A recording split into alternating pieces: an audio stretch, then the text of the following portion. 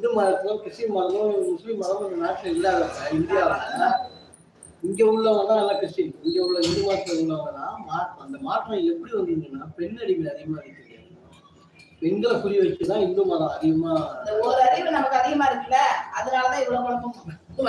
கொண்டு போய் எங்க விட்டாலும் இது பூனைதான். ஆனா எங்க மதத்துல எப்படி தெரியுமா, இந்த பிள்ளையார கொண்டு போய் உச்சியில வச்சா உச்சி பிள்ளையார் கோவில் நிறைய பேர் வைப்பாங்க. அதெல்லாம் இதே முன்னாள் ரோட்ல பழனி முருகனா பழனி முருகன் ஒரு மாற்றம் ஏற்பட்டது, சமூக மாற்றம் ஏற்பட்டது. சிவன்னா எங்க பார்த்தாலும் சிவன். இப்போ உன்னை கொண்டு போய் வெளிநாட்டுல விட்டா இங்க பாரு, உன்னை கொண்டு வெளிநாட்டுல விட்டா உன்னோட செய்தியோ உன்னால இதை மாறிடுமா? நீதான் பேர் என்னவோ அதுதான். உன்னை கொண்டு அங்க வச்சு நாங்க பார்த்தாலும் சரி, இங்க வச்சு பார்த்தாலும் சரிதான். இதே எங்க போவோம், இதே இதுல ஜாதகத்துல சொல்லுவாங்க, சாயின்னு சொல்லுவாங்க. நீங்க அந்த இதுக்கு போனீங்கன்னா நல்லா இருக்கும். ஏன்னா அங்க உள்ள சில பேர் குழைக்கிறதுக்கான வழி அதை புரிஞ்சுக்கிறது இல்லை. நீ எங்க கும்பிட்டாலும் அதான், எங்க போய் கும்பிட்டாலும் அதுதான். அதை முன்னாடி நம்ம புரிஞ்சுக்கணும். நம்ம தெளிவா இருந்தாலே நம்மளை ஏமாத்துறதுக்கு யாரும் இல்லை. ஏன் அததான்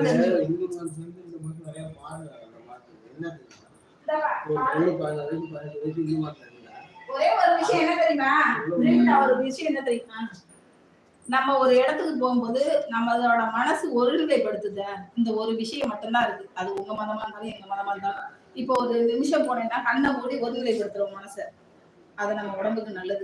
என்ன பால் வச்சு பால் நீயே போனா சர்ச்சில் போய் ப்ரே பண்றியா, எந்த சிந்தனையும் மறந்துடும். மனசை ஒருநிலைப்படுத்தும், அது நமக்கு நல்லது. இதுதான், வேற ஒரு விஷயமே அது கிடையாது.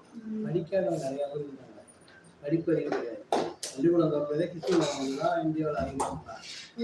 அப்ப படிப்பறிவு இல்லாதனால தொழுநோய்க்காரங்களை செஞ்சது, படிப்பு நல்லா இது பண்ணணும் செஞ்சது, இதெல்லாம் ஓகே.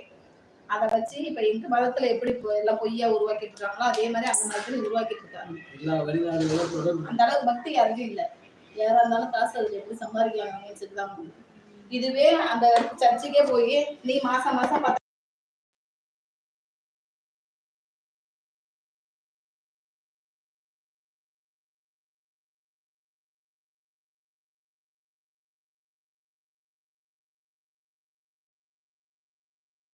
சொல்லி அது ஒண்ணு இப்ப புதுசா கொண்டு போயிருக்காங்க.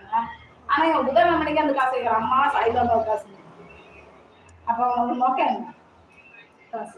அதையே கிளம்பியே மாத்துறாங்க.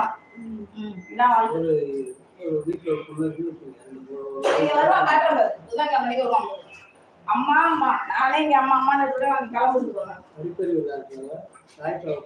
அண்ணனே என்ன செய்வாங்க